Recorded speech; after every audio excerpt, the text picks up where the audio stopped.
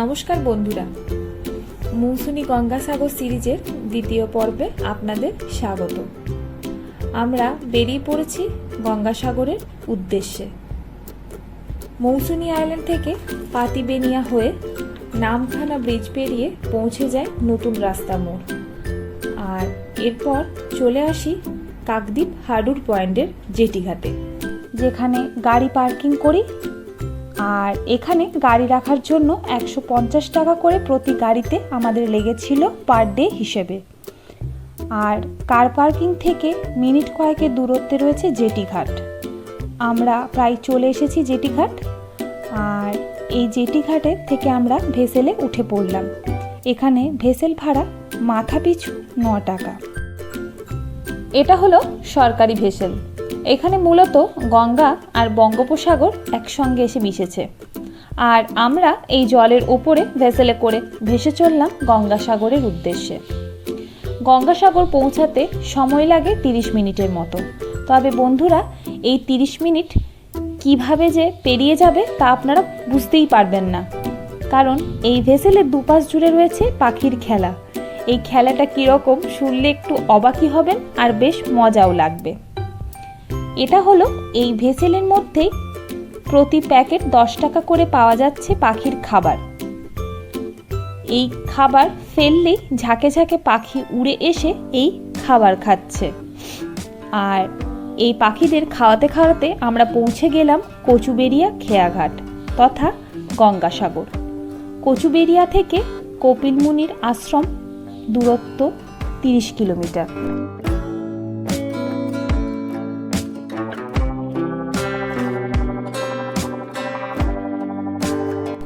আর এখান থেকে আমরা একটা ম্যাজিক ভ্যান ভাড়া করে চলে আসি আমাদের বুকিং করা হোটেলে।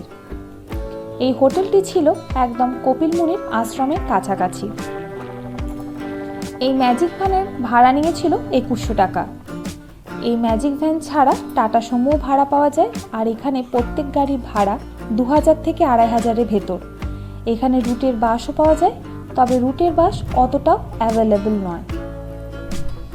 গঙ্গাসাগরে কপিল মুনির আশ্রমের জন্য এতটা প্রসিদ্ধ।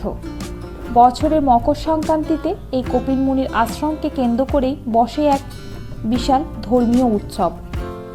বহু দর্শনার্থী ও ভক্তবৃন্দরা তীর্থের উদ্দেশ্যে বছরের এই সময়ে এসে হাজির হয় গঙ্গাসাগর। এই গঙ্গাসাগরের মেলা হলো দ্বিতীয় বৃহত্তম হিন্দু মেলা।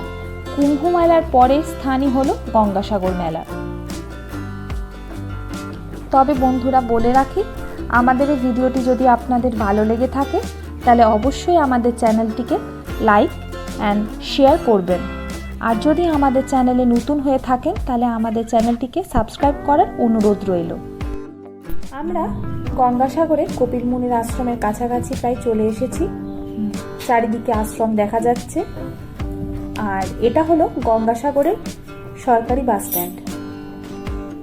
আর এই হলো আমাদের হোটেল পান্থনিবাস, যেখানে আমরা ছিলাম গঙ্গাসাগর বেড়াতে গিয়ে।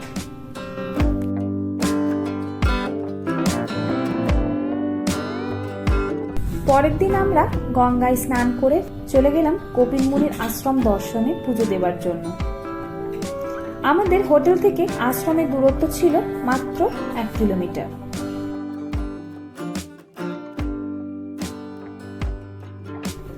আর এই হলো প্রসিদ্ধ কপিল মুনির আশ্রম।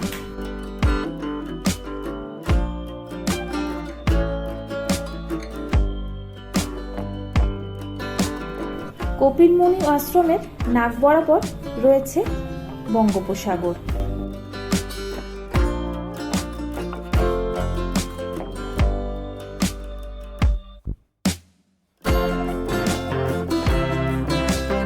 মন্দিরের এক পাশে রয়েছে মা গঙ্গার মূর্তি।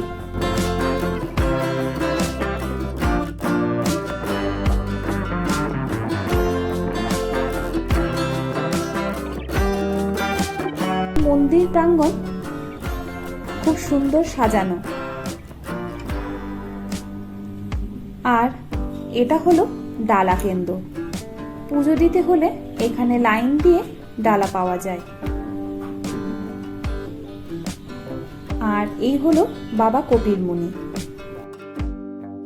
আর ডালা কেন্দ্রের প্রতিটি দেয়াল জুড়ে রয়েছে গঙ্গাসাগরের পৌরাণিক কাহিনীর প্রতিকৃতি।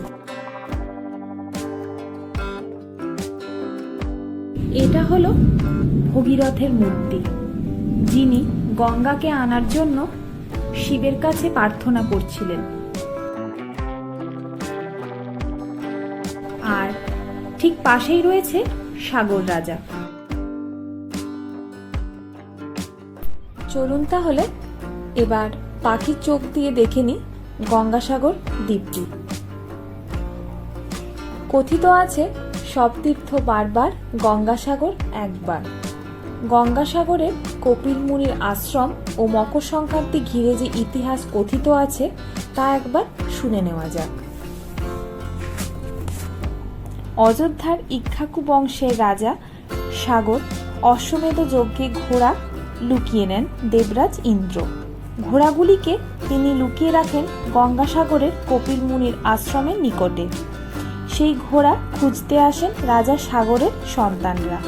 তখনই কপিল মুনির রোষের মুখে পড়েন সাগর রাজার 60,000 পুত্র ও তাদের আত্মারা নরকের আগুনে ভস্মীভূত হন।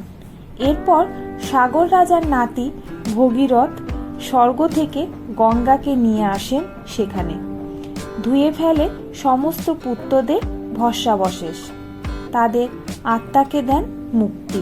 এই কারণে গঙ্গার আরেক নাম ভাগীরথী। আরও কথিত আছে, এককালে কপিল মুনির আশ্রম জলের তলায় বিলীন হয়ে যায়। শোনা যায় সারা বছরই আশ্রম জলের তলায় অবস্থান করত, কেবল মকর সংক্রান্তিতে তা ভূমির উপরে উঠে আসত। এরপর আমাদের বাড়ি ফেরার পালা। আমাদের সঙ্গে থাকুন, খুব তাড়াতাড়ি আমরা ঝাড়খণ্ডের ভিডিও নিয়ে হাজির হচ্ছি। ধন্যবাদ।